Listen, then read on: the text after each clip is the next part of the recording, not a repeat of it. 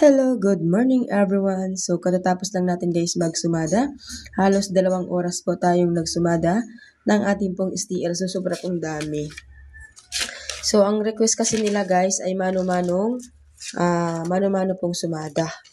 Ayan. So kailangan po natin siyang imano-mano dahil po marami nag-request din So ito po ay STL ng Negros Occidental. Meron tayong sumada ng 16, 25, 4 at 13. So, ang steel naman guys ng Sorsogon, ang sumada guys yung nasa bilog.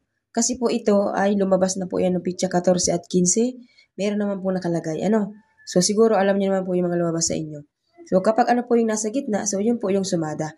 Okay, so 5, 20, 32 at 7. So, ang romblon guys, 33, 5, 21, 22. So, yun naman po guys ang sumada natin sa steel ng romblon. Simula po ng pitsa 14 at 15, So, yan po ang mga lumabas sa 14 at 15, Ang sumada po ay nasa loob ng guhit. Yan lang po, guys.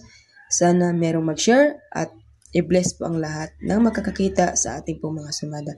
Good luck, everyone.